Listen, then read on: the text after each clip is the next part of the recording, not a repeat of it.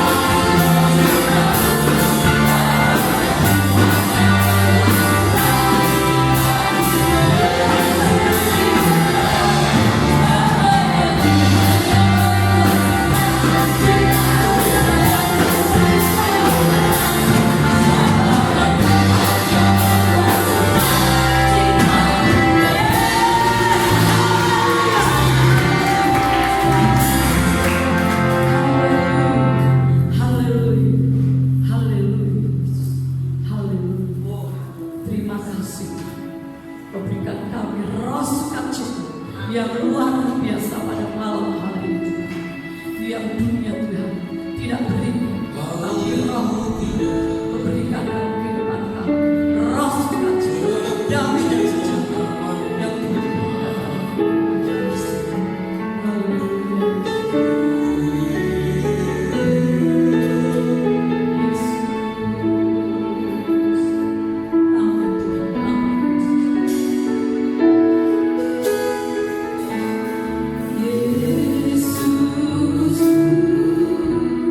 penyelamat.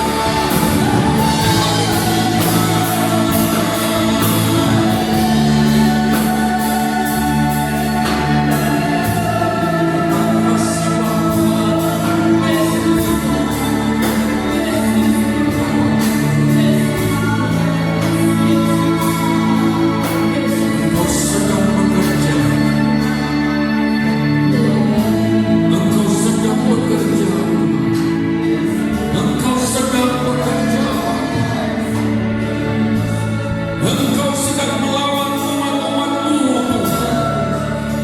Engkau sedang mengunjungi tiap rumah, tiap keluarga. Engkau sedang datang dengan kuasa-Mu, dan terjadilah pemulihan mujizat jemaat Tuhan yang hebat dalam tiap keluarga, dalam hidup anak-anak-Mu, Tuhan.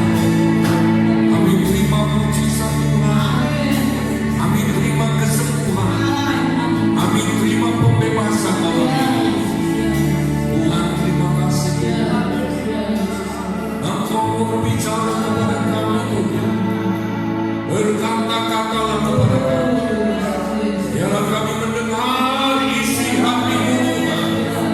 Biarlah kami mendengar, Tuhan, apa yang ingin Engkau beritahukan kepada kami. Urapi kami semua, urapi kami, dan mulailah berkata dalam nama Tuhan Yesus. Haleluya. Amin. Haleluya. Haleluya. Haleluya. Kita memuji Tuhan, kita tinggikan Tuhan, sebab Dia adalah Allah yang peduli. Haleluya. Dia Allah yang selalu menaruh perhatian pada setiap kita. Dia Allah yang tahu persoalan kita. Dia Allah yang tahu pergumulan kita. Dan Dia Allah yang tahu caranya untuk menolong kita. Haleluya. Pada malam hari ini atau pada ibadah ini, kita akan melihat firman Allah tentang hidup yang tak tergoncangkan. Haleluya. Kita akan melihat firman Allah. Kita buka di dalam kitab Mazmur. Kita lihat kitab Mazmur pasal yang ke-11, Mazmur 11 ayat yang ke-3 sampai yang ke-7. Hari-hari ini saudara, kita sedang menghadapi goncangan yang begitu dahsyat. Mari kita lihat bagaimana firman Tuhan memberikan kepada kita rahasia untuk memiliki hidup yang tak tergoncang. Mazmur 11 ayat 3 sampai 7. Apabila dasar-dasar dihancurkan, apakah yang dapat dibuat oleh orang benar itu? Ini mengisyaratkan bahwa ada begitu banyak fondasi-fondasi kehidupan yang sebenarnya begitu rapuh dan mudah dihancurkan. Ketika goncangan datang, maka akan ada fondasi-fondasi kehidupan yang selama ini dianggap kokoh dan kuat, yang dianggap, yang dipercaya adalah jaminan hidup yang kuat, ternyata bergoncang, ternyata hancur oleh goncangan. Ayat berikutnya, Tuhan ada di dalam bait-Nya yang kudus. Tuhan tahtanya di surga. Matanya mengamat-amati, sorot matanya memuji anak-anak manusia. Tuhan memuji orang benar dan orang fasik, dan Ia membenci orang yang mencintai kekerasan. Ia menghujani orang-orang fasik dengan arang berapi dan belerang, angin yang menghanguskan. Itulah isi piala mereka, sebab Tuhan adalah adil dan Ia mengasihi keadilan. Orang yang tulus akan memandang wajah-Nya. Saudara, ternyata saudara, dasar-dasar yang akan dihancurkan itu adalah perbuatan Allah, saudara. Dan ini dimaksud untuk menguji hati manusia. Ketika goncangan-goncangan yang menghancurkan fondasi atau dasar-dasar kehidupan terjadi, maka Tuhan mengamat-amati hati tiap-tiap orang. Tuhan mencari hati yang berespon benar di hadapan-Nya. Tuhan meneliti hati kita, apakah kita masih begitu angkuh, apakah kita masih begitu sombong dan tidak takut kepada Tuhan. Apakah kita masih mencoba mempertahankan hidup ini dengan kekuatan kita sendiri, atau kita mau sadar dan berbalik kepada Tuhan? Dengarkan baik-baik, saudara. Dalam Ibrani kita lihat, Ibrani 12 ayat 26 sampai 29. Waktu itu suaranya menggoncangkan bumi, tetapi sekarang ia memberikan janji. Satu kali lagi aku akan menggoncangkan bukan hanya bumi saja, melainkan langit juga. Ungkapan satu kali lagi menunjuk kepada perubahan pada apa yang dapat digoncangkan. Karena ia dijadikan supaya tinggal tetap apa yang tidak tergoncangkan. Jadi karena kita menerima kerajaan yang tidak tergoncangkan, marilah kita mengucap syukur dan beribadah kepada Allah menurut cara yang berkenan kepadanya dengan hormat dan takut, sebab Allah kita adalah api yang menghanguskan. Dalam ayat ini ada dua kepastian dalam ketetapan Allah yang pasti terjadi. Yang pertama, saudara, bahwa segala sesuatu akan diguncang. Yang kedua, saudara, bahwa segala sesuatu akan berhadapan dengan Allah yang adalah api yang menghanguskan. Hari-hari ini itu sedang terjadi, saudara.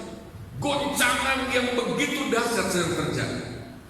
David Wilkerson pada kira-kira tahun, saya pernah membaca bukunya, saudara, tahun 80-an, pernah diberikan nubuat oleh Tuhan. Dia melihat Amerika akan ada kerusuhan di mana akan terjadi penjarahan di mana-mana. Lalu dia juga sudah melihat ada pandemi yang akan menggoncangkan seluruh sendi kehidupan. Bahkan itu akan terjadi di seluruh dunia. Hamba Tuhan ini terkenal dengan nubuatnya, saudara. Jadi apa yang terjadi itu sudah dilihat oleh orang-orang yang dekat dengan Tuhan. Dan dia berkata, saudara, justru melalui pandemi itu, saudara, di mana orang-orang dipaksa tinggal di rumah, ternyata tujuannya apa, saudara? Ternyata tujuannya supaya anak-anak Tuhan memperkuat keluarga, supaya anak-anak Tuhan membangun ibadah keluarga. Dan kita bersyukur bahwa Tuhan sudah mengarahkan gereja kita dari tahun yang lalu, supaya kita memperkuat di dalam. Tujuannya apa, saudara? Allah ingin menampilkan kehidupan anak-anak Tuhan yang kuat, yang kelak akan menjadi saksi. Orang-orang percaya yang beribadah akan menjadi saksi, akan menjadi terang. Saya tidak tahu apakah saudara masih memandang enteng hal ini, tetapi itulah tujuan Allah. Saya bisa bayangkan, saudara, berbulan-bulan kita dipaksa untuk tidak boleh sembarangan keluar rumah, tetap di dalam rumah. Saudara, perhatikan baik-baik apa yang terjadi, saudara.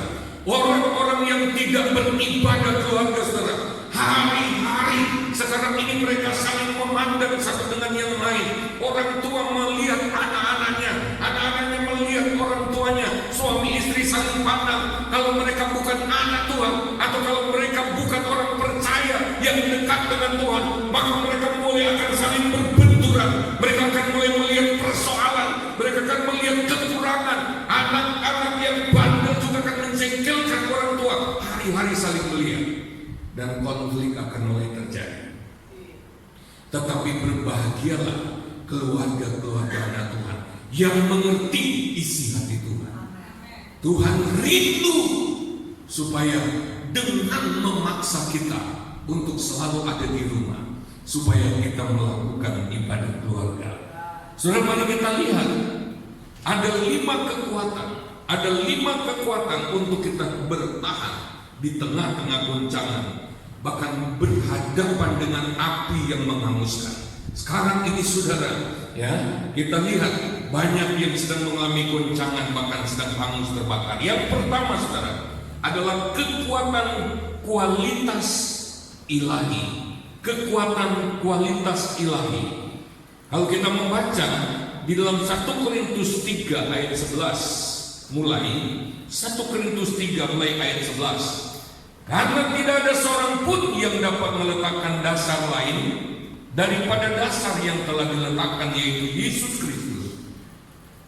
Entahkah orang membangun di atas dasar ini dengan emas, perak atau batu permata, kayu, rumput kering atau jerami, sekali kelak pekerjaan masing-masing orang akan nampak, karena hari Tuhan akan menyatakannya. Sebab ia akan nampak dengan api, dan bagaimana pekerjaan masing-masing orang akan diuji oleh api itu. Perhatikan baik, hati-hati.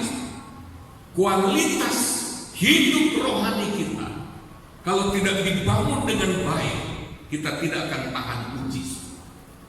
Dalam ayat ini ada dua bahan. Pertama, emas, perak, dan batu permata. Tapi ada bahan yang asal, yaitu rumput kering, kayu, dan jerami. Asal. Hari-hari ini banyak orang Kristen yang asal sudah ibadah hari Minggu. Ya, hari ini kita nggak ibadah hari Minggu. Ya. Asal saya masih percaya Tuhan. Asal saya masih berdoa makan atau sebelum tidur atau bangun tidur. Nggak lebih dari itu, saudara. Nah, saudara sekalian, firman Allah ini mengingatkan bahwa akan ada satu waktu di mana pekerjaan kita, bangunan hidup rohani kita akan diuji, akan melewati api. Oleh sebab itu dalam ayat ini kita diberi gambaran tentang bahan-bahan bangunan yang tahan api, yaitu emas, perak, dan batu permata. Ini kualitas ilahi, saudara. Nah, ada istilah begini, saudara. Ada harga, ada kualitas. Ada kualitas, ada harga. Kualitas memang menuntut harga, dan harga itu memang untuk mengeluarkan sebuah harga tertentu itu begitu berat, saudara. Memang keselamatan itu Tuhan anugerahkan pada kita tanpa kita bayar. Tetapi untuk membangun kehidupan rohani, ada hal-hal yang harus kita tukar, ada hal-hal yang harus kita lepaskan supaya kehidupan rohani kita terbangun dengan baik. Dengarkan baik-baik, saudara. Mulai dari saat ini, jangan membangun kerohanian dengan harga yang murah. Haleluya. Jangan asal saja. Karena itu akan menentukan kekuatan hidup kita di tengah goncangan. Saya percaya, saudara, sesuai firman Allah, goncangan masih akan terjadi lebih berat lagi di waktu-waktu yang akan datang. Goncangan COVID ini belum apa-apa. Kalau kita baca firman Allah, masih ada kesulitan, kesukaran, goncangan hidup yang lebih berat. Sebelum goncangan-goncangan yang lebih berat itu datang, segeralah bangun kehidupan rohani dengan kualitas rohani yang baik. Haleluya. Yang kedua, mari kita lihat kekuatan yang kedua adalah kekuatan dari sebuah tujuan ilahi. Kekuatan dari sebuah tujuan ilahi. Dalam Ibrani tadi dikatakan bahwa Allah akan menggoncangkan bukan hanya bumi saja, tetapi langit juga akan digoncangkan oleh Tuhan. Itu pasti akan datang.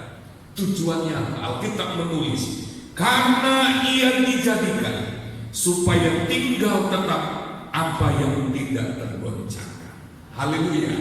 Semua yang akan digoncangkan itu dijadikan, bahkan akan digoncangkan. Tujuannya cuma satu, supaya tinggal tetap apa yang tidak tergoncangkan.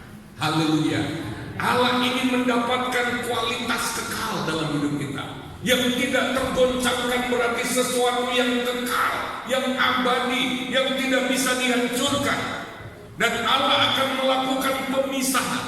Semua yang bisa digoncangkan itu akan dihancurkan semuanya, supaya tertinggal hanya yang tidak tergoncangkan.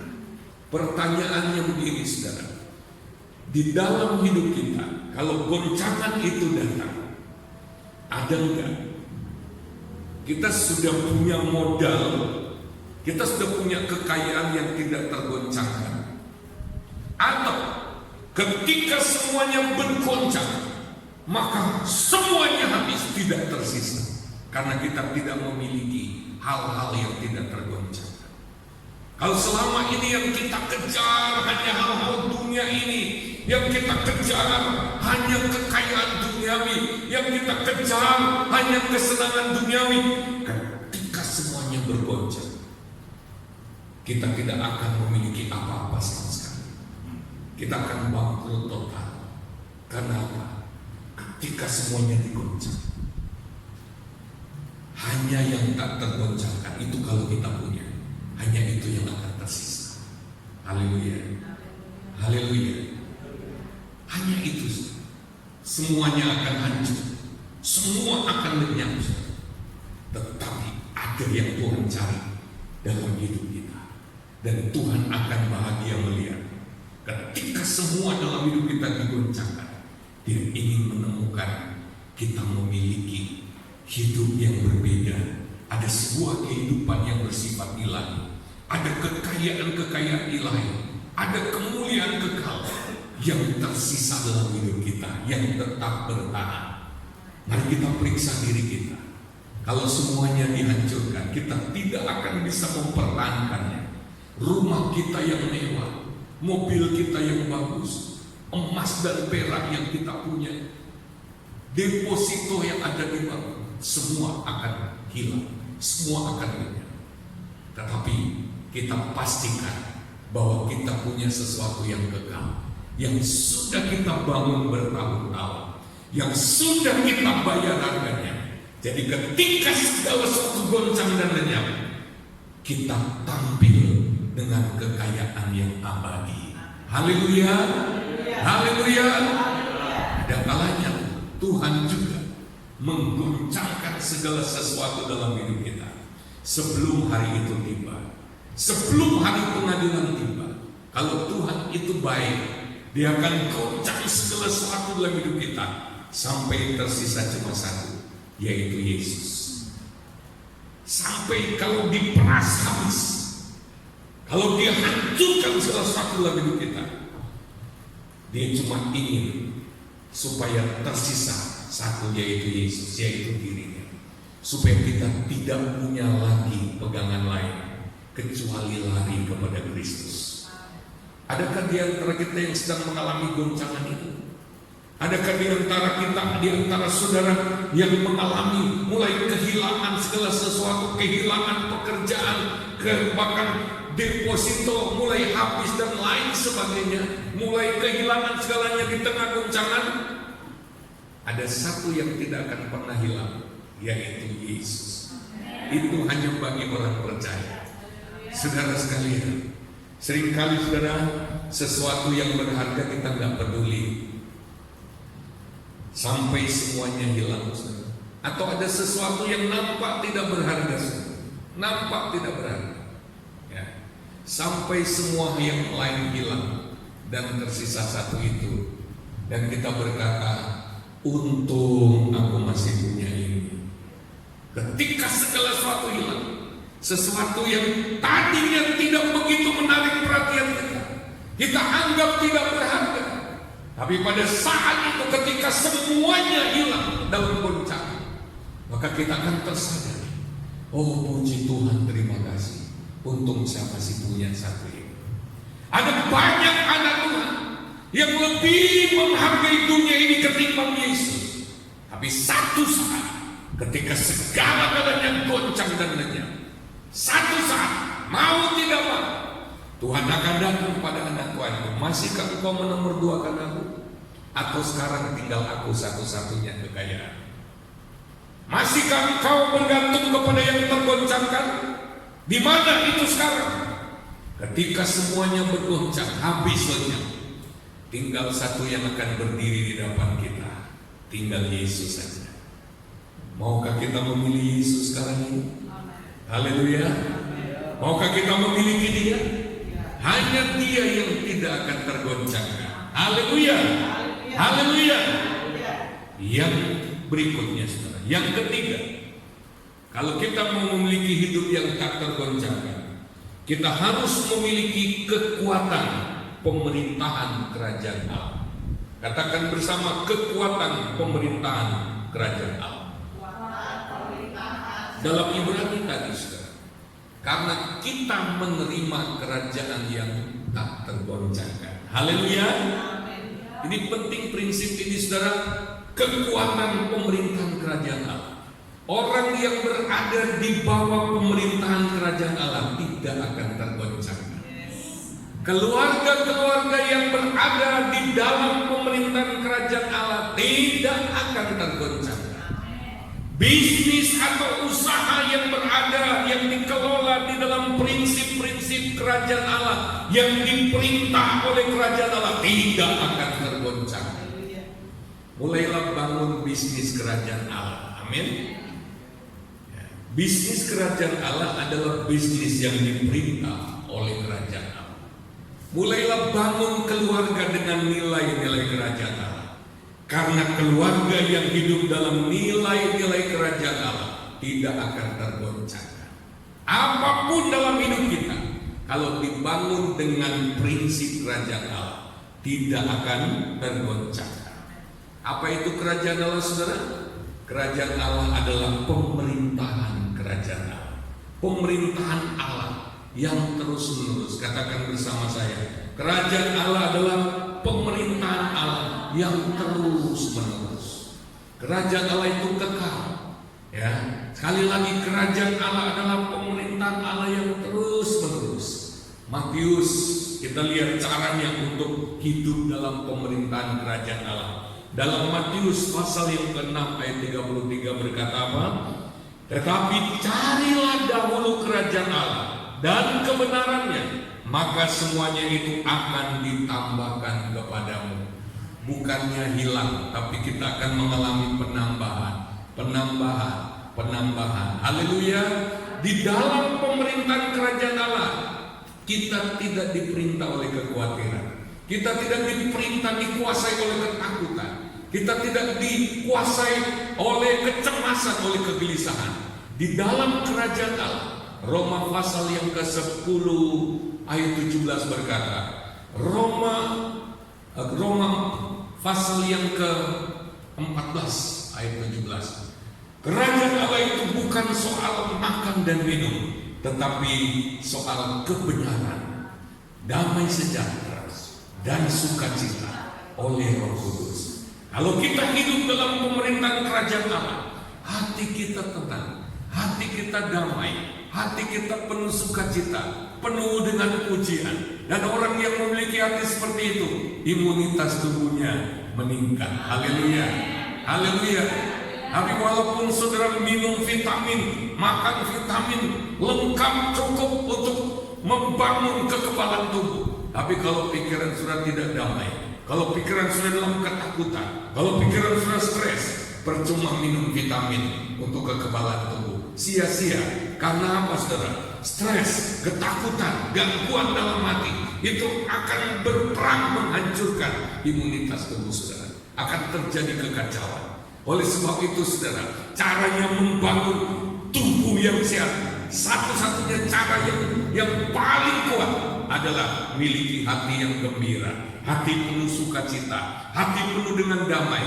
Dan itu ternyata hanya diperoleh jikalau kita hidup dalam pemerintahan kerajaan Allah. Nah, caranya, saudara, yang pertama ada prinsip prioritas. Katakan bersama, prinsip prioritas. Apa artinya, saudara? Mulai malam ini kita harus mendahulukan pemerintahan kerajaan Allah. Haleluya. Prioritas artinya kerajaan Allah itu harus berada di tempat yang paling utama, yang harus kita cari lebih dahulu. Prioritaskan kerajaan Allah, utamakan kerajaan Allah. Sebab kalau kita kehilangan kerajaan Allah, maka hidup kita akan mudah bergoncang. Apa artinya mengejar yang lain? Kalau kita kehilangan kerajaan Allah, kita sudah belajar kan, yang tidak tergoncangkan hanya hidup yang berada di bawah pemerintahan kerajaan. Haleluya. Hanya hidup yang dibangun menurut nilai-nilai kerajaan Allah, itulah hidup yang tidak tergoncang. Oleh sebab itu, orang pintar pasti cari dulu kerajaan Allah. Amin. Pasti cari pemerintahan Allah, baru cari yang lain. Yang lain nomor 2. Amin. Karena kalau kita cari yang lain dulu, kita kehilangan kerajaan Allah.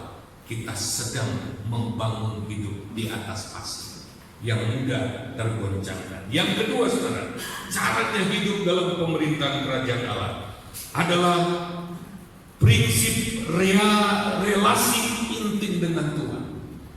Prinsip membangun keintiman dengan Tuhan. Langkah pertama untuk diperintah oleh Allah adalah kita berhubungan erat dengan Tuhan. Kita memiliki hubungan yang sangat akrab dengan Tuhan. Kita sudah belajar, saudara, 3 tingkat keintiman, yaitu keintiman reaktif, aktif, dan otomatis. Tidak ada cara lain, saudara. Oleh sebab itu, kalau ada saudara yang bosan mendengar ini, padahal saudara belum melakukannya, saudara keliru. Tidak ada cara lain untuk berada di bawah kontrol kerajaan Allah kecuali kita memiliki relasi yang intim dengan Tuhan. Saya katakan amin. Kalau kita tidak memiliki itu, cuma tunggu waktu, saudara. Hanya tunggu waktu semuanya akan tergoncangkan. Hanya tunggu waktu semua akan lenyap dari hidup kita. Dan waktu itu kita akan ternama, kita kehilangan segalanya. Tapi kalau kita hidup dalam pemerintahan kerajaan Allah, hidup dalam keintiman dengan Tuhan, kerajaan Allah berkuasa atas hidup kita, siapa yang akan ganggu pemerintahan kerajaan Allah? Tidak akan ada. Amin. Haleluya. Kita lihat, saudara, negara Israel yang begitu kecil saja, begitu susah, dikeroyok juga nggak hancur-hancur. Ya. Kalau kita lihat dulu ada 2 negara, ya, superpower, Rusia dan Amerika. Kalau sudah berhadapan dengan negara ini, yang lain ciut hati. Ya. Tapi malam hari ini kita mendengar ada kerajaan Allah yang lebih hebat dari negara superpower manapun, yaitu kerajaan yang diperintah oleh Allah kita. Bisa beri kemuliaan bagi Tuhan. Haleluya. Haleluya. Hati-hati baik-baik. Hidup dalam pemerintahan kerajaan Allah adalah hidup dalam relasi keintiman dengan Tuhan. Bangunlah keintiman itu. Setiap kita lupa, kita ingatkan diri kita, Tuhan itu ada. Amin. Membangun keintiman dengan Tuhan itu berarti selalu hidup dalam hadirat Allah. Yang ketiga, saudara, prinsip hari ini. Prinsip hari ini. Matius 6, tadi kita sudah baca ayat 33. Lalu kita lihat ayat 34. Sebab itu, janganlah kamu khawatir akan hari esok, karena hari esok mempunyai kesusahannya sendiri. Kesusahan sehari cukuplah untuk sehari. Amin. Jangan mikir esok. Yang penting hari ini bagaimana kau hidup. Banyak anak Tuhan bilang begini, atau dia hidup di masa lalu. Ya, dia selalu mengingat-ingat kegagalan di masa lalu. Dia selalu ingat-ingat hal-hal yang tidak menyenangkan di masa lalu. Atau ada juga anak Tuhan yang selalu hidup di masa depan dengan mengkhawatirkan, cemas tentang hari esok. Ayat ini berkata, jangan pikiran esok. Yang penting hari ini kau hidup dalam pemerintahan kerajaan Allah. Keputusan itu adalah hari ini. Keputusan untuk hidup dalam kerajaan Allah adalah hari ini, bukan besok. Besok mungkin sudah terlambat. Bahkan mungkin kita tidak tahu kapan guncangan lebih besar akan terjadi. Hari ini hiduplah dalam pemerintahan kerajaan Allah. Jangan menunda-nunda. Firman Tuhan berkata tentang hari ini. Matius 6 ayat 11 berkata, dalam ajaran Yesus tentang doa, berikanlah kami pada hari ini makanan kami yang secukupnya. Jangan menyia-nyiakan hari ini. Karena waktu yang Tuhan berikan kepada kita adalah hari ini. Yang kemarin sudah lewat, besok belum tentu sempat. Katakan hari ini adalah kesempatan. Jangan sampai hari ini yang kita abaikan ternyata adalah hari terakhir kita. Ternyata ini hari yang menentukan. Oleh sebab itu, jangan menunda-nunda. Jangan biasakan diri gampang, masih ada besok. Malam ini saya nggak ibadah keluarga, nggak apa-apa. Nanti besok saya akan ibadah keluarga. Apakah kita akan sampai pada besok hari? Apakah kita masih akan menginjak bumi besok? Hari ini adalah hari yang Tuhan berikan pada kita. Gunakan hari ini. Oleh sebab itu Tuhan mengajar berdoa minta makanan hari ini. Haleluya. Haleluya. Jadi kalau kita bangun pagi, kita datang kepada kerajaan Allah, datang di hadirat Allah, kita berdoa, Tuhan berkatilah kami hari ini. Allah tidak mau kita berdoa, Tuhan berkatilah aku sampai 1000 tahun, lalu kita gak datang pada Tuhan. Karena Tuhan menghendaki kita selalu datang, selalu intim dengan Tuhan. Oleh sebab itu kita hanya boleh berdoa, berikanlah kami makanan hari ini. Haleluya. Mazmur 90 ayat 12 berkata, ajarlah kami menghitung hari-hari kami sedemikian rupa, sehingga kami beroleh hati yang bijaksana. Tuhan tidak mengajar kita hitung tahun, berapa tahun ke depan. Tuhan bilang, hitunglah hari-hari. Haleluya. Karena belum tentu kita juga bisa sampai ke tahun depan. Yang berikut, kalau kita lihat saudara, Kejadian 1 ayat 5, dan Allah menamai terang itu siang dan gelap itu malam. Jadilah petang dan jadilah pagi, itulah hari pertama. Dalam Alkitab saudara, hari dimulai dengan petang lalu pagi. Ya, jadilah petang dan jadilah pagi, itulah hari yang pertama. Jadi hitungan hari Tuhan dimulai dengan petang lalu pagi. Amin. Itu maksudnya apa? Hitungan hari Tuhan itu dihitung dengan istirahat. Kita disuruh istirahat di hadirat Tuhan. Begitu selesai kita seger, maka kita akan punya kekuatan untuk melalui pagi hari sampai sore hari. Haleluya. Haleluya. Jadi Tuhan menyetel hari itu dimulai dengan petang. Ya, kita istirahat dulu di hadirat Tuhan. Ada rahasia besar di sini. Oleh sebab itu saudara, amat sangat penting kita pelihara diri kita selalu di dalam hadirat Allah. Supaya apa? Supaya kita beroleh kekuatan.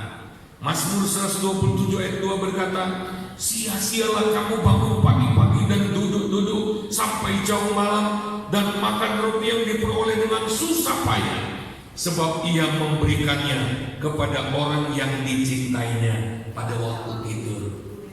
Tidur di sini bahasa Inggrisnya rest, katakan rest, istirahat. Ya, dengar, ya, dengar baik.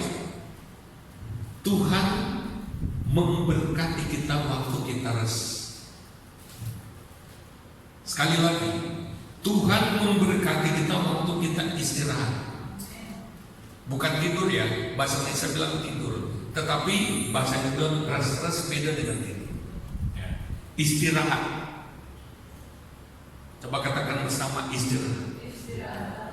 Pada waktu kita istirahat di hadirat Allah, sebenarnya disitulah kita dapat berkatnya. Walaupun wujudnya nanti kita dapatkan besok waktu kita kerja, tapi keputusan berkatnya itu sudah kita terima pada waktu kita rest. Maksudnya gimana?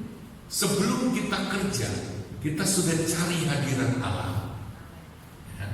Atau kapanpun kita cari hadirat Allah tiap hari, itulah saatnya kita sudah terima berkat. Nangkap maksudnya? Oleh sebab itu, ketika masuk hari baru, berkat itu tidak akan pernah pergi jauh, karena sudah turun waktu kita rest, waktu kita duduk di hadirat Allah, waktu kita istirahatkan ya aktivitas kita untuk datang kepada Tuhan, bersekutu dengan Tuhan. Itulah rest yang dimaksud Alkitab. Disitulah Tuhan kasih berkat. Berkali-kali kami mengalami saudara, berkali-kali. Setiap kali kami menyembah, tiba-tiba mulut saya mulai berkata, terima kasih untuk perkara besar, terima kasih untuk mujizat-Mu, terima kasih untuk berkat-Mu. Saya seperti sudah menerima saat itu. Dan siangnya berkat itu pasti datang. Tetapi saya menerimanya ketika saya rest di hadirat Tuhan. Bagaimana kalau saya tidak rest di hadirat Tuhan? Berkat dalam tanda petik yang saya terima dari pada waktu siang itu bukan dari Tuhan, dan itu tidak akan langgeng, tidak akan bertahan lama. Haleluya. Tapi berkat yang kita sudah lebih dulu terima, Alkitab berkata, kalau kamu minta sesuatu, percayalah kamu sudah menerimanya, maka itu akan kamu terima. Kalau kamu minta sesuatu, percaya sudah terima. Kalau orang tanya gimana persoalan, sudah dapat belum? Sudah di orang sudah tadi waktu berdoa aku sudah terima. Mana wujudnya? Pokoknya aku sudah diberi. Mana? Nanti datang juga.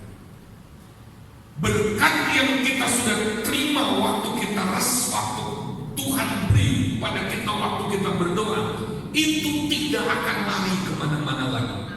Dia pasti datang kepada kita. Haleluya. Paham maksudnya? Paham maksudnya? Jadi kapan kita diberkati Tuhan? Apa artinya rest? Pada waktu kita bersekutu dengan Tuhan. Haleluya. Disitulah kita terima berkat. Saya mau tanya, ketika Tuhan menciptakan manusia, hari keberapa Tuhan menciptakan manusia? Wow, hari keberapa Tuhan ciptakan manusia? Halo? Gak ngerti? Hah?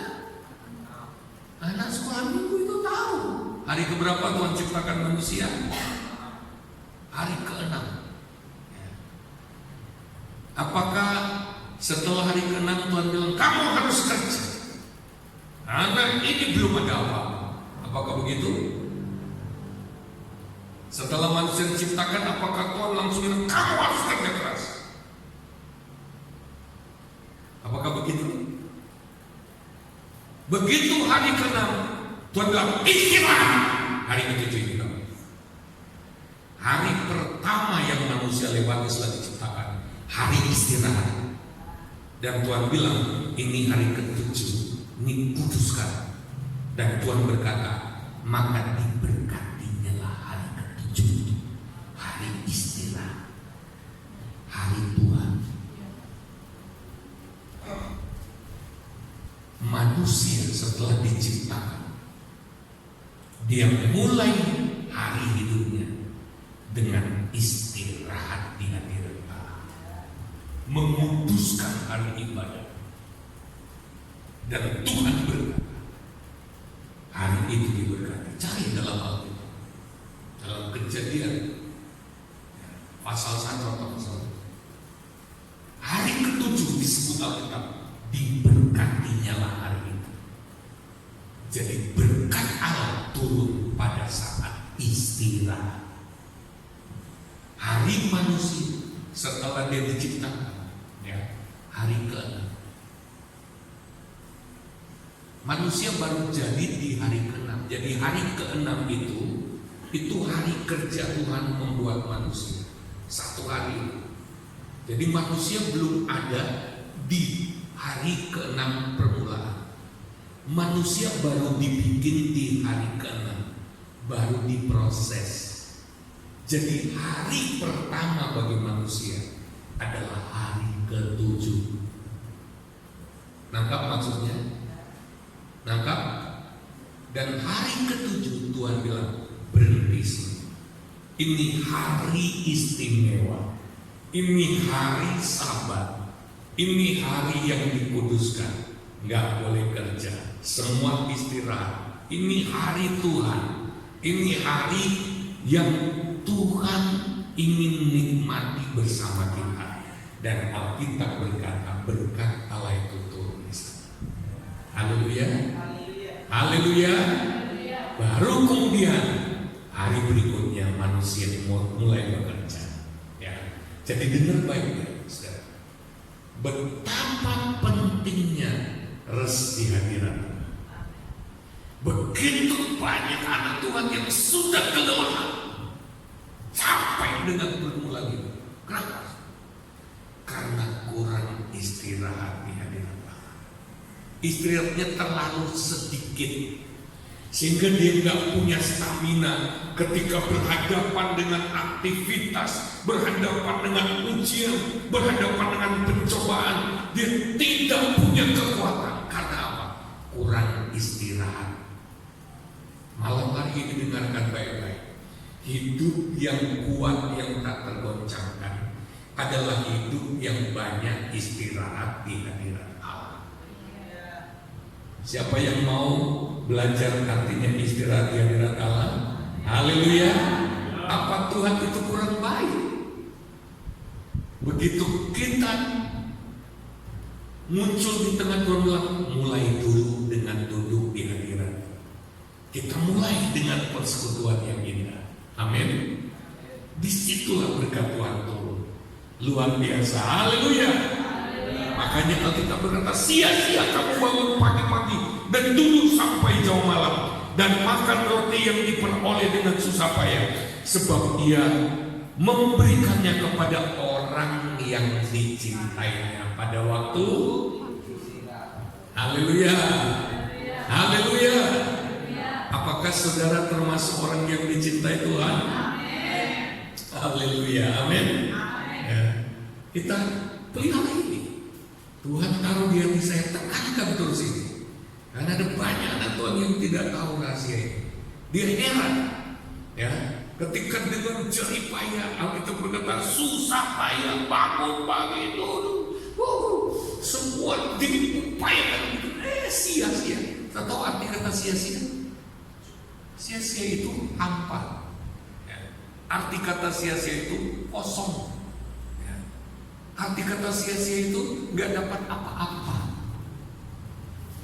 Jangan sampai jerih payah kita yang bertahun-tahun lalu kemudian tiba saja kita bilang, ya nggak ada gunanya jerih payahku bertahun-tahun, hilang lagi. Jangan sampai, aduh, ngapain selama ini aku berusaha? Karena apa yang kita usahakan dengan kekuatan kita sendiri itu tidak ada stempel kekal oleh Tuhan. Tidak ada stempel perlindungan Tuhan. Karena itu bukan berkat Tuhan. Bukan. Berkat Tuhan adalah apa yang kita dapatkan karena pertolongan Tuhan, karena kekuatan dari Tuhan. Haleluya. Karena Tuhan beri kita anugerah. Kapan Dia berikan?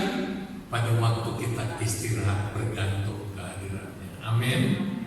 Termasuk mau tidur malam, tidurlah di hadirat Tuhan. Ya, dengarkanlah firman Allah sampai tertidur. Baca-bacalah, ya.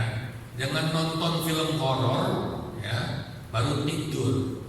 Akhirnya setelah mimpinya mimpi ketemu setan, bukan ketemu Tuhan. Ya. Kalau mau tidur itu, renungkan firman Allah sampai ketidur. Tidurlah di hadirat Allah.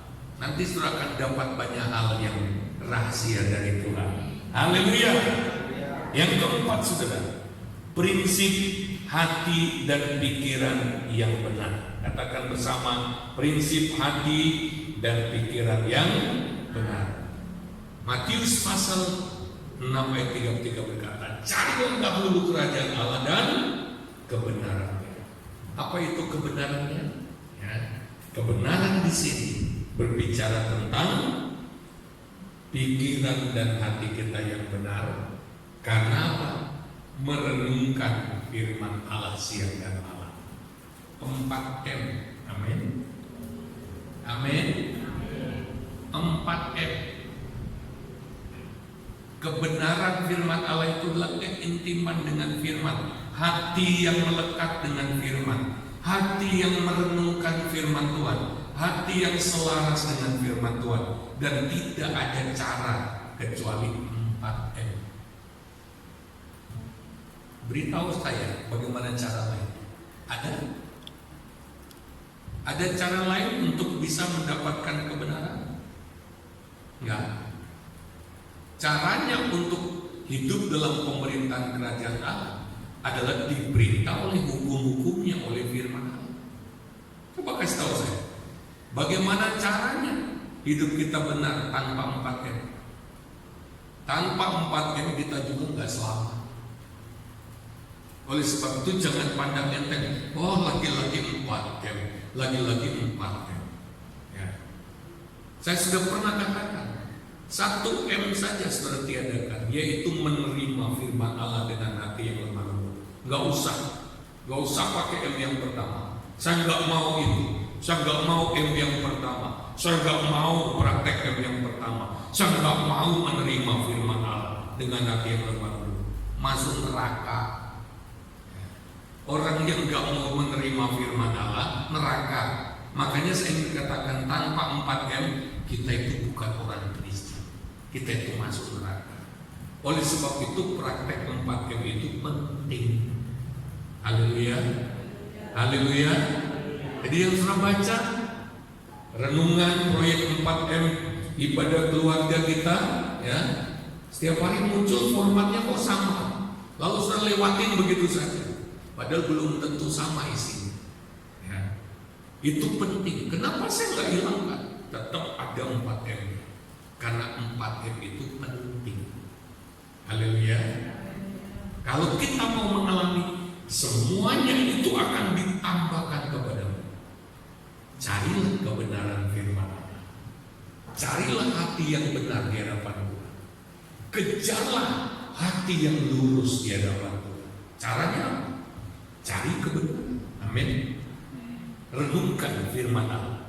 Dalam Mazmur 1, orang yang merenungkan firman Allah siang dan malam, apa saja yang diperbuatnya berhasil. Haleluya. Apa saja yang membuat dia berhasil adalah kekuatan firman Allah. Firman Allah tidak pernah gagal. Hanya firman Allah yang tidak tergoncang. Matius 24 berkata, langit dan bumi akan lenyap, tapi firman Allah itu kekal selama-lamanya. Sekali lagi, langit dan bumi akan lenyap, tapi firman Allah itu kekal selama-lamanya, tidak tergoncang. Oleh sebab itu, hidup yang dibangun sesuai firman itu hidup yang tahan goncangan. Ada di antara kita yang waktu goncangan kita, Tuhan bagaimana ini? Oh Tuhan tolong. Kalau saya jadi Tuhan, saya bilang, kamu bodoh sih. Sudah dikasih bahan pembangun kehidupan yang kokoh yang tak tergoncangkan, kamu gak pakai. Sama seperti orang bangun rumah, ya. Sudah dibilang ini ukurannya semen sekian, pasir sekian, besinya sekian. Sudah bangun tingkat lantai 3, ya, tanpa pilar yang kuat, ya, padahal bahannya ada, besinya sudah ada, nggak dipakai. Ketika roboh kita, Tuhan bagaimana ini? Kenapa hidup roboh? Kamu yang nggak pakai bahan. Bahan pembangun kehidupan kita itu firman. Haleluya. Lukas 6 ayat 46. Firman Allah. Dengar baik-baik. Adalah lucu kalau kita nggak peduli firman Allah. Itu namanya kita nggak peduli hidup kita hancur. Kalau firman Allah kita lewatkan begitu saja, nggak nyantel di hati kita, tidak mempengaruhi langkah-langkah hidup kita, itu kita sedang sengaja mau menghancurkan hidup kita sendiri. Dengan apa? Sia-sia. Lihat saja Presiden Donald Trump dalam keadaan stres, buka itu gereja. Bagaimana ini? Justru ibadah dan doa itu penting di tengah-tengah situasi ini. Itu Presiden. Kenapa sekarang? Dia melihat di goncangan ini nggak bisa diatasi dengan cara biasa tanpa berdoa. Itu Presiden. Kita ini siapa? Dia sadar betapa pentingnya hari-hari ini kita punya pegangan hidup yang kuat, yaitu firman Allah. Makanya peganglah firman Allah itu dengan sungguh-sungguh. Cari. Haleluya. Haleluya. Yang berikut saudara kita lihat kekuatan ucapan syukur. Dalam Ibrani tadi, karena kita menerima kerajaan yang tidak tergoncangkan, marilah kita yang mengucap syukur dan beribadah dengan takut dan hormat. Beribadah, membangun ibadah dengan cara yang berkenan kepada Tuhan. Katakan mengucap syukur. Mengucap syukur itu dalam 1 Tesalonika 5 ayat 18. Mengucap syukurlah dalam segala hal, sebab itulah yang dikehendaki Allah dalam Kristus Yesus bagi kamu. Jadi yang pertama, mengucap syukur adalah cara memperlakukan kehendak Allah dalam hidup kita. Amin. Haleluya. Mengucap syukur itulah kehendak Allah. Jadi waktu kita mengucap syukur, itu adalah pintu untuk kita membuka diri supaya kehendak Allah berlaku dalam hidup kita. Yesus mengajarkan doa dalam kitab Injil Matius, kalau kami berdoa, datanglah kerajaan-Mu, jadilah kehendak-Mu di bumi seperti di surga. Amin. Dimulai dengan belajar hidup bersyukur. Sudahkah kita bersyukur? Gaya hidup kerajaan Allah adalah gaya hidup bersyukur. Dalam apapun, bersyukur dalam segala hal. Kenapa saudara? Bersyukur itu berarti mempercayai bahwa Tuhan turut bekerja dalam segala sesuatu untuk mendatangkan kebaikan. Amin. Bersyukur. Lalu kemudian yang paling dasar saudara, mengucap syukur adalah cara melepaskan kuasa kepenuhan Roh Kudus dalam hidup kita. Lihat Efesus pasal 5 ayat 18 sampai 21. Mengapa bersyukur itu membuat hidup kita kuat? Efesus 5 ayat 18 sampai 21. Dan janganlah kamu mabuk oleh anggur, karena anggur menimbulkan hawa nafsu, tetapi hendaklah kamu penuh dengan Roh, dan berkata-katalah seorang kepada yang lain dalam mazmur, kidung, puji-pujian dan nyanyian rohani. Bernyanyi dan bersoraklah bagi Tuhan dengan segenap hati. Ucaplah syukur senantiasa atas segala sesuatu dalam nama Tuhan kita Yesus Kristus kepada Allah dan Bapa kita. Dan rendahkanlah dirimu seorang pada yang lain di dalam takut akan Kristus. Jadi orang yang penuh Roh Kudus itu penuh kuasa. Ketika dia mulai bermazmur, ya, ketika dia mulai melepaskan pujian, itu kuasa dari kepenuhan Roh Kudus itu bekerja. Haleluya. Kuasanya mulai bekerja. Mazmur 149 ayat 1 sampai 9 kita membaca di sana, puji-pujian itu bisa mengikat lawan-lawan kita. Puji-pujian itu bisa menyiksa musuh kita. Waktu kita mulai memuji-puji Tuhan, karena kita penuh dengan Roh Kudus, kita melepaskan kuasa pengurapan itu melalui pujian, iblis itu tersiksa. Haleluya. Waktu kita mulai mengucap syukur, kuasa dari kepenuhan Roh Kudus juga terlepas. Karena ucapan syukur itu memberi keleluasaan kepada Allah untuk bekerja lebih dahsyat dalam hidup kita. Tapi orang yang bersungut-sungut kebalikan dari bersyukur itu sama dengan memberontak kepada Tuhan, mempersalahkan Tuhan. Dan Alkitab berkata, orang Israel waktu bersungut-sungut, mereka banyak yang dihabisi oleh Tuhan, yang mati karena bersungut. Bersyukur kepada Tuhan sama dengan mempersilahkan kuasa kerajaan Allah turun dan bekerja. Oleh sebab itu perbanyaklah ucapan syukur. Apalagi kalau kita sedang mengalami kesulitan, apalagi kalau kita sedang mengalami yang dunia katakan kemalangan, sial, kita sedang mengalami hidup yang tidak enak. Bersyukurlah supaya kerajaan Allah turun mengatasi semuanya. Haleluya. Saya beri kemuliaan bagi Tuhan.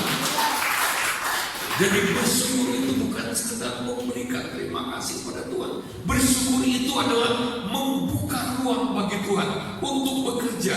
Ketika kita bilang begini, terima kasih Tuhan, inilah saatnya aku melihat tangan-Mu bekerja. Haleluya. Amin.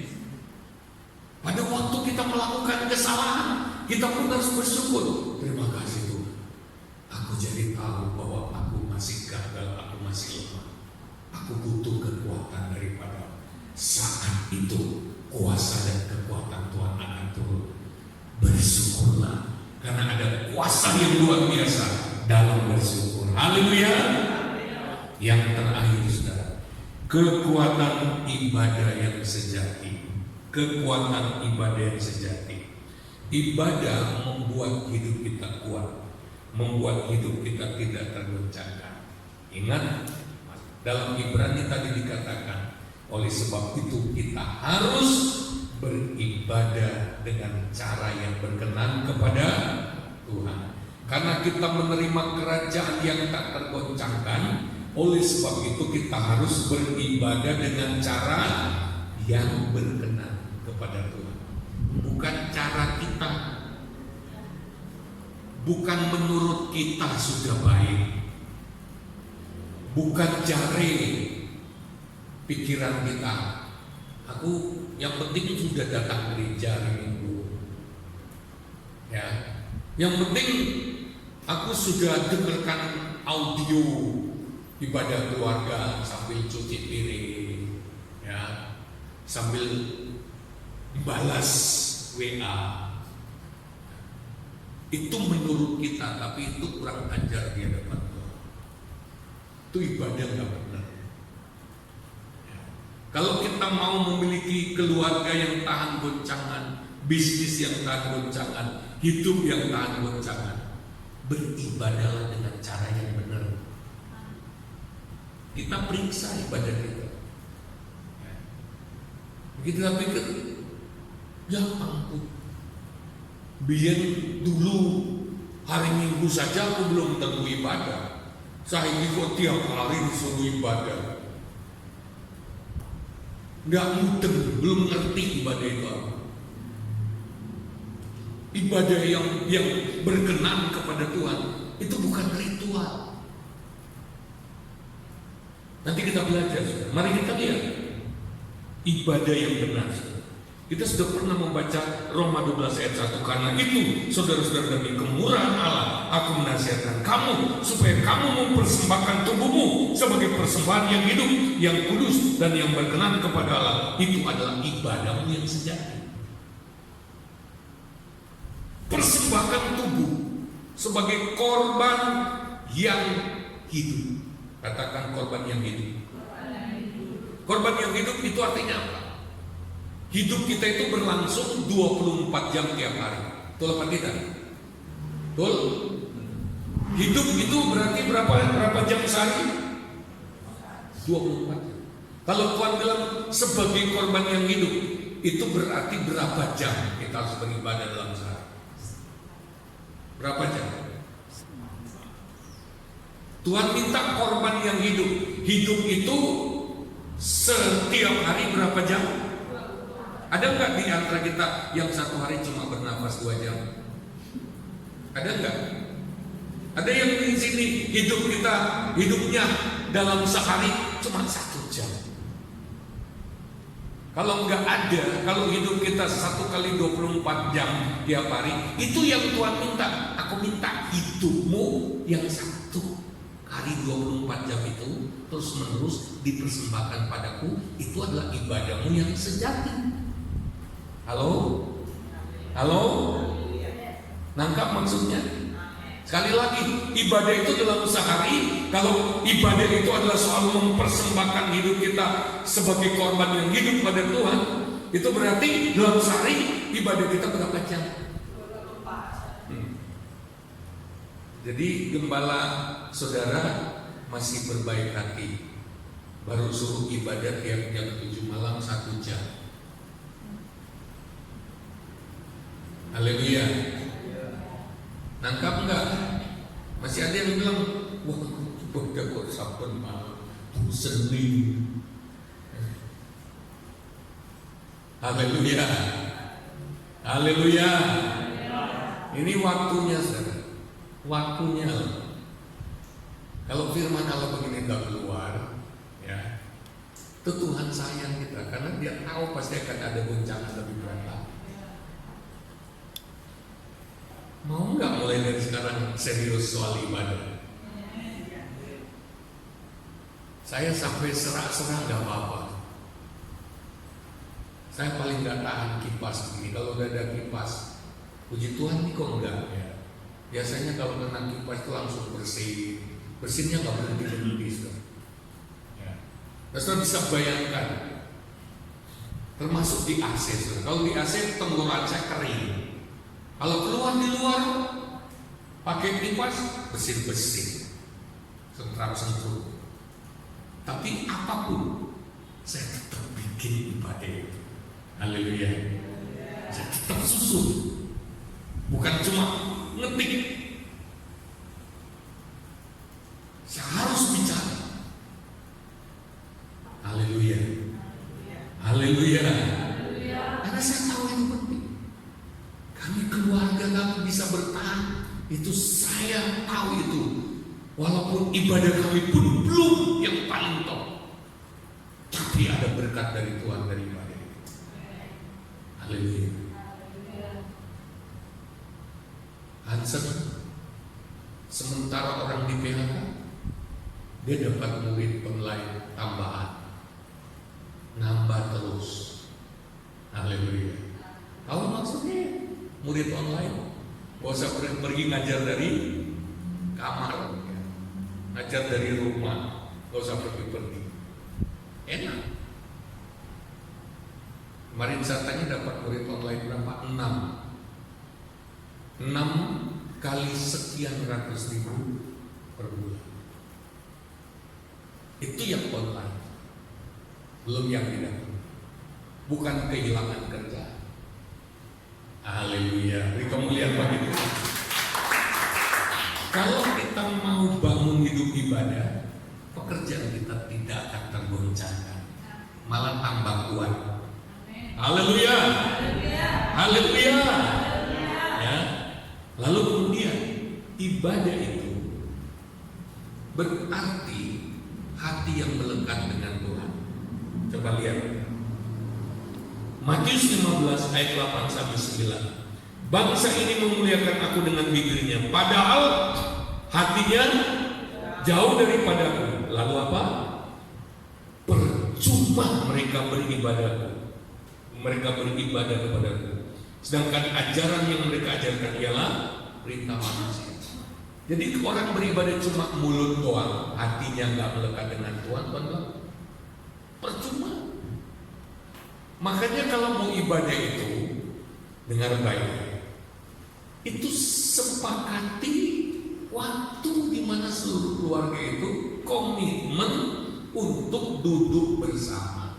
Haleluya. Amin. Dengar ya. Bukan duduk biasa seperti sehari-hari. Karena ini mau ibadah, saya harus atur posisi. Atur posisi. Atur sikap. Karena ini bukan duduk-duduk ngobrol biasa. tetapi ini mau ibadah. Haleluya. Nangkap maksudnya? Halo. Tadi semua keluarga itu harus dibikin menanti-nantikan jam ibadah itu karena spesial. Nangkap maksudnya? Kami kalau ibadah, ada yang sering ikut ibadah, walaupun di dapur bisa, tetapi saya mesti ajak ke ruang sebelah sini, duduk di situ, ambil posisi semua untuk melakukan ibadah dengan penuh hormat dan takut. Jadi tidak asal duduk sambil bermalas-malasan, enggak. Saya selalu menanti-nantikan itu. Bahkan seringkali ketika beribadah, saya itu sering merasakan malaikat ikut turun. Itu suasananya lebih mantap. Ya. Bikinlah waktu ibadah tiap malam itu waktu spesial. Semua dimatikan, televisi mati, paket data sudah matikan, untuk fokus kepada Tuhan. Haleluya. Mau melakukan? Ya. Jangan seperti yang Yesus katakan, percuma orang-orang ini beribadah, cuma mulut, hatinya nggak melekat dengan Tuhan. Dalam 2 Timotius 3 ayat 5 berkata, secara lahiriah mereka menjalankan ibadah mereka, tetapi pada hakikatnya mereka memungkiri kekuatannya. Jauhilah mereka. Mengapa ada orang sampai bosan? Kenapa bosan beribadah? Apalagi GPG melirik tiap malam. Kenapa bosan? Mereka salah cara beribadahnya. Ibadahnya percuma, nggak mengalami apa-apa. Ibadahnya tidak ada kuasa. Menurut 2 Timotius 3:5, mereka memungkiri kuasanya. Padahal ibadah itu di dalamnya kalau dilakukan secara benar ada kuasa mengubahkan, ada kuasa perubahan. Hidup kita nggak membosankan, nggak begitu saja. Ibadah itu kuasa mengubahkan. Kalau dilakukan sungguh-sungguh, pasti terjadi perubahan yang luar biasa. Orang yang melihat kita tiap-tiap hari akan tahu, wah, orang ini mengalami perubahan. Haleluya. Ada sesuatu yang terjadi dalam hidup kita karena ibadah kita itu benar, ibadah yang sejati. Ada penyerahan diri pada Tuhan. Saya mau terangkan ini. Zaman dulu anak-anak Tuhan, apalagi orang Pantekosta, itu baru lagu pembukaan itu sudah ada yang menetes air mata. Karena apa? Sikap penyerahan diri. Kenapa penyerahan diri? Gak kaya, gak miskin itu sadar bahwa tanpa Tuhan dia gak bisa apa-apa, gak bisa bertahan. Jadi setiap kali berdoa dia langsung menyerah, Tuhan, aku serahkan hidup. Dia merasa bahwa hidupnya gak aman kalau gak di tangan Tuhan. Dia merasa hidupnya itu terancam kalau dia gak serahkan dalam tangan Tuhan. Oleh sebab itu ibadah itu salah satu esensinya adalah mempersembahkan hidup. Serahkan hidup pada Tuhan.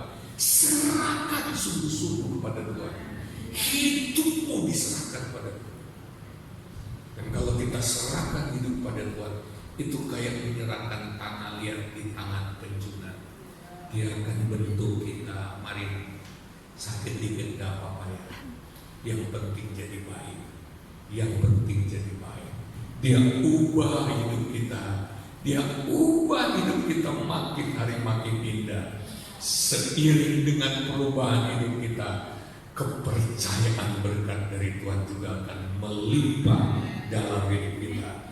Mazmur 25 ayat 14 berkata, Tuhan bergaul karib dengan orang yang takut akan Dia dan perjanjiannya diberitahukannya kepada mereka.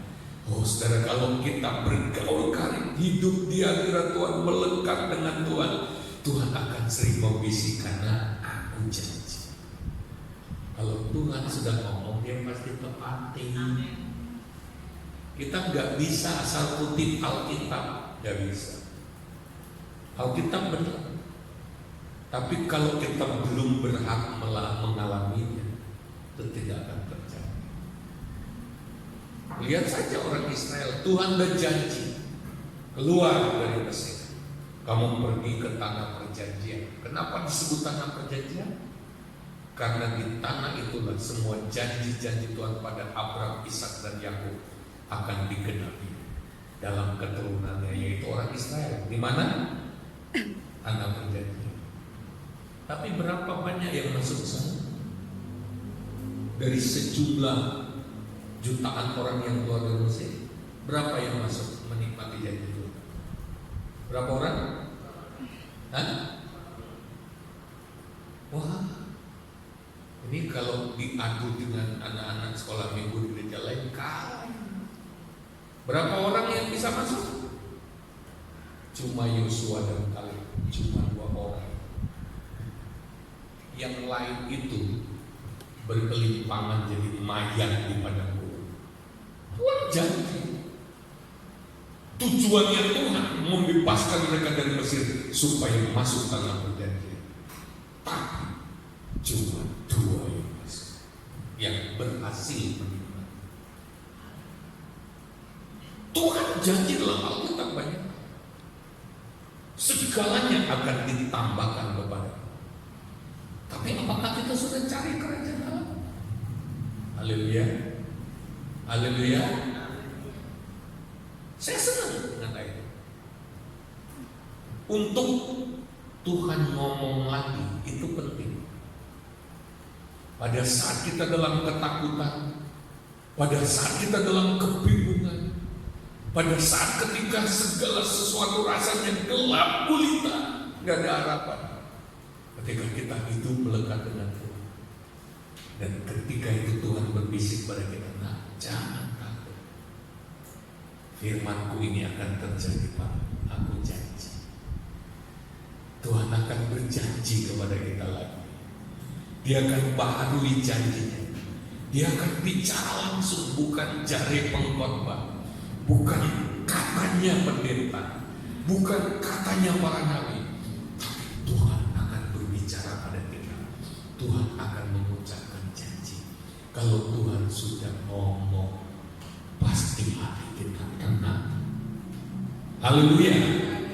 Kalau Tuhan sudah bicara, untuk apa kita takut?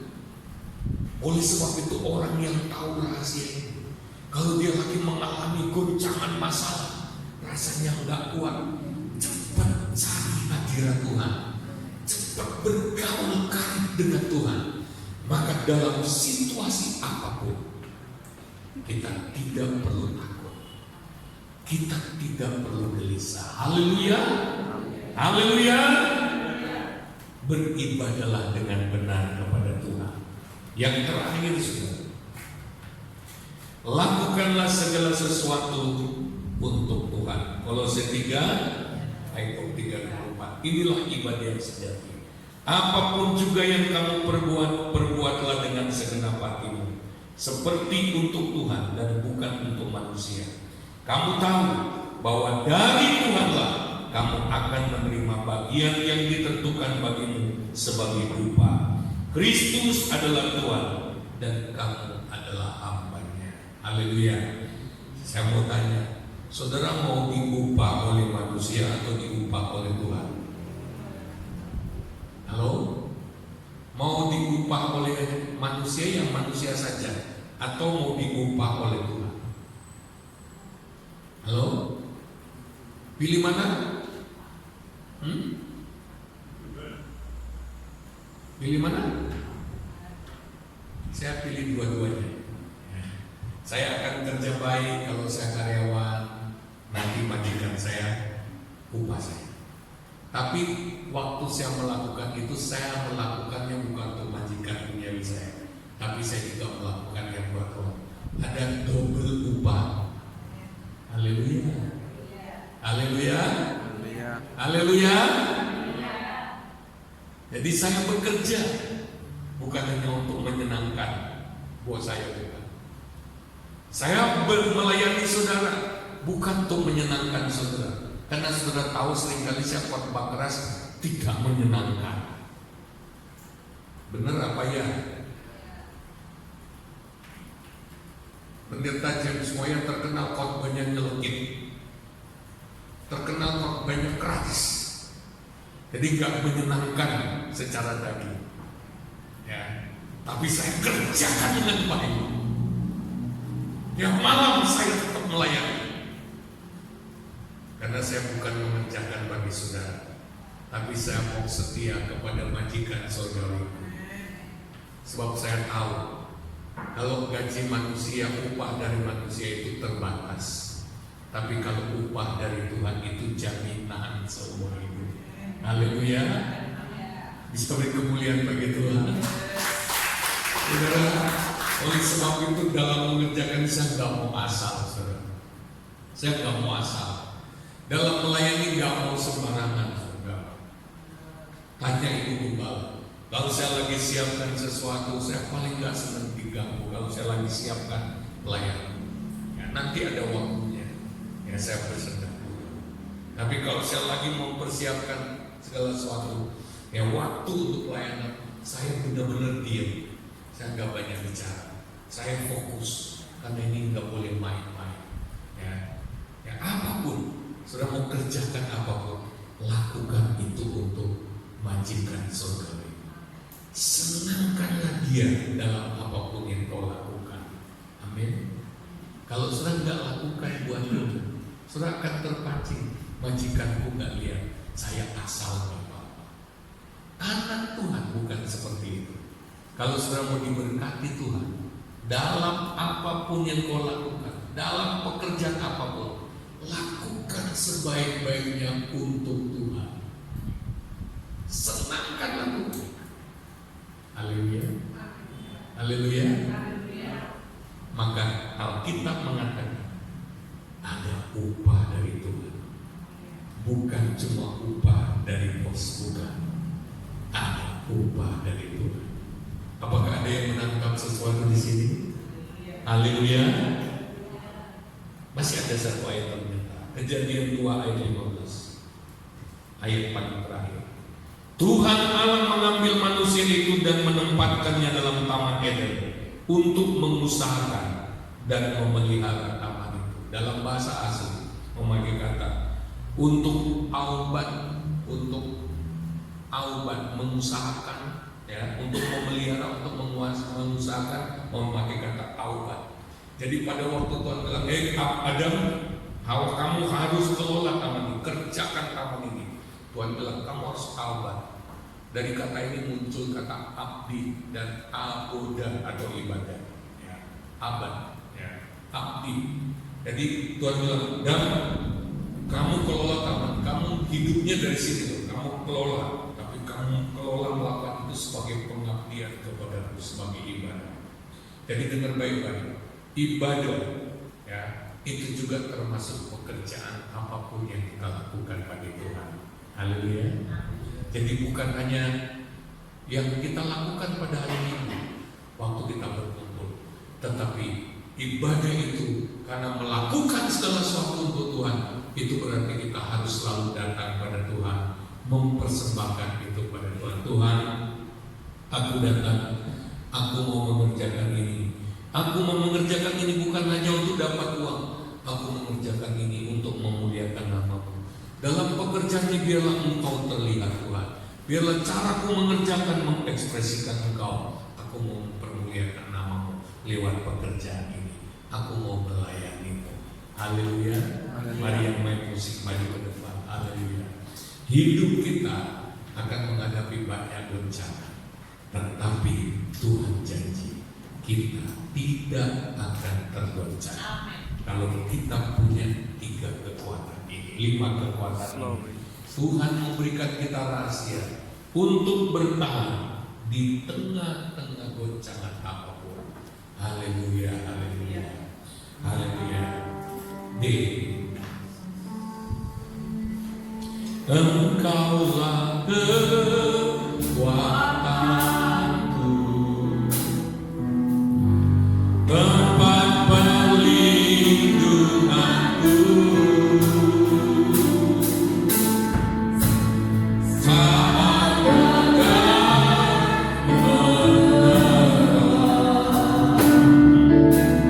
aku tak akan goyah.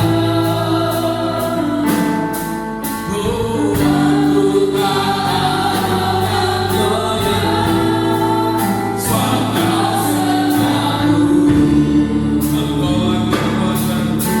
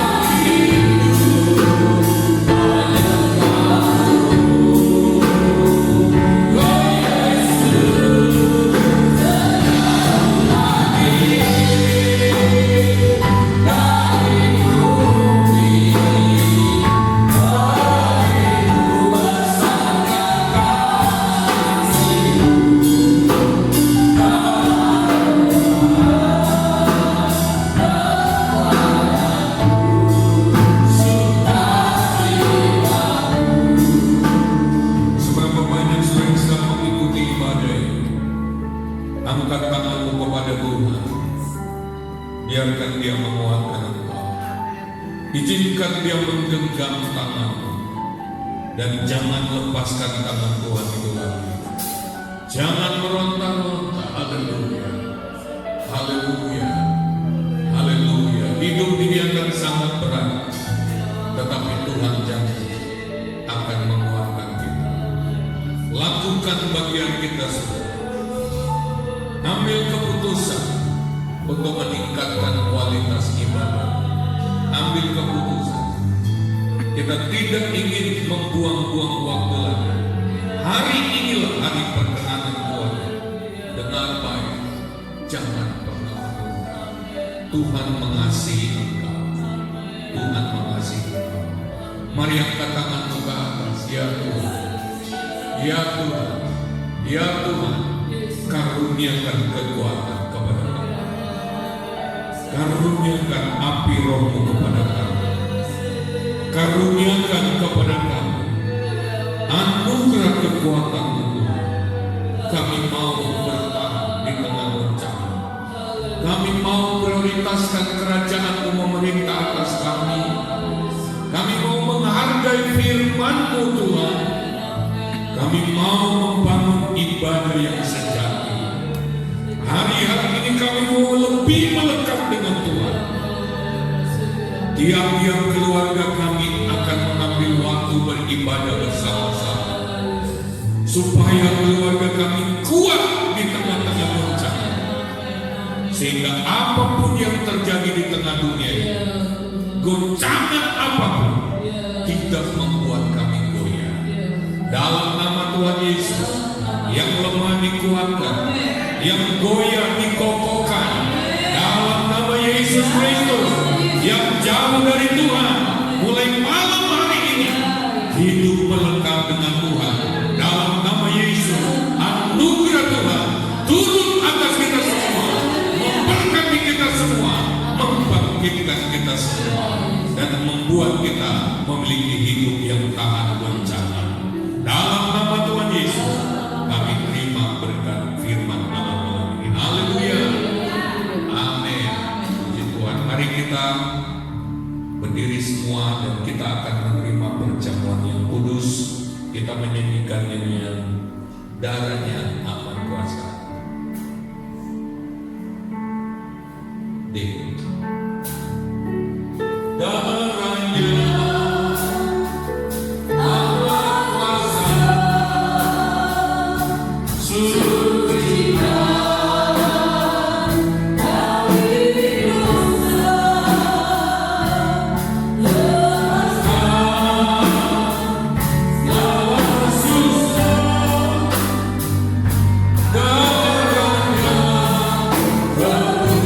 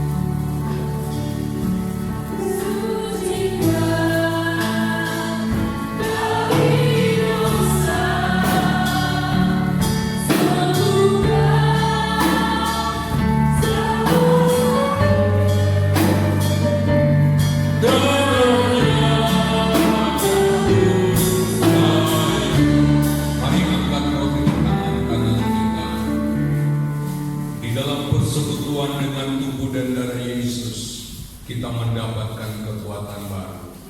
Mari kita ingat korban Kristus di atas kayu salib. Dia begitu mengasihi kita sehingga dia tidak korbankan apapun yang lain.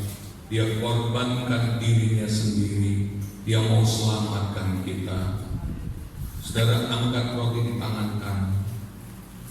Di dalam tubuh Yesus ada bilur-bilur yang menyembuhkan, yang menguatkan kita. Pada malam waktu ia diserahkan, ia mengambil roti dan memecah-mecahkannya. Dia berkata, inilah tubuhku yang diserahkan bagi kamu. Perbuatlah itu setiap kali kamu makan untuk mengingat kematiannya sampai Yesus datang kembali. Mari kita makan dalam nama Yesus.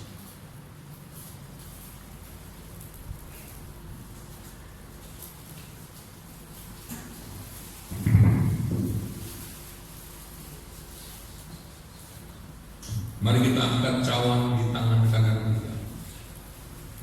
Haleluya, puji Tuhan, haleluya. Di mana engkau ada saat ini, di situ Tuhan akan menjamah.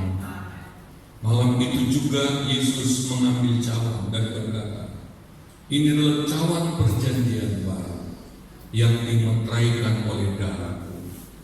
Minumlah, perbuatlah ini, makan minumlah, untuk mengingat kematian, mengingat pengorbanan Yesus, untuk mengingat bahwa semua perjanjiannya sudah dibayar oleh darahnya dan kita boleh menikmatinya. Dalam nama Yesus kita minum.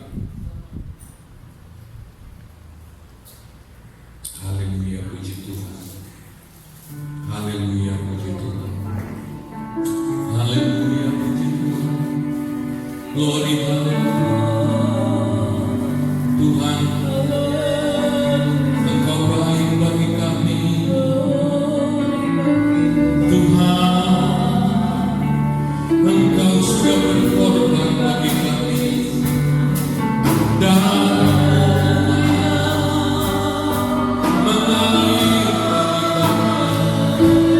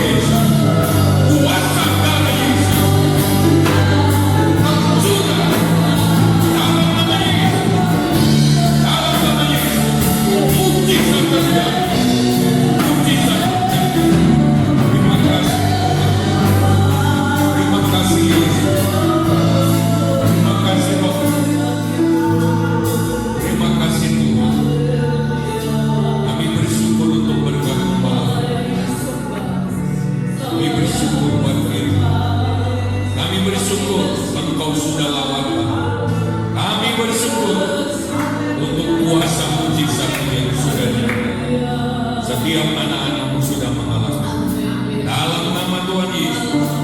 Haleluya. Haleluya. Amin. Ku menang bersama Yesus.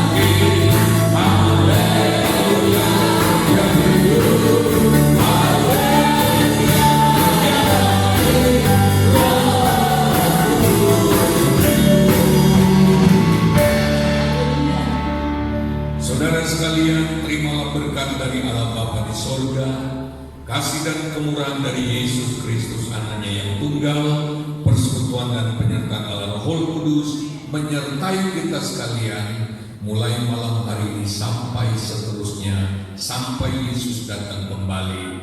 Dalam nama Tuhan Yesus, kami syukurkan ibadah kami malam hari ini dan kami akhiri. Haleluya. Amin.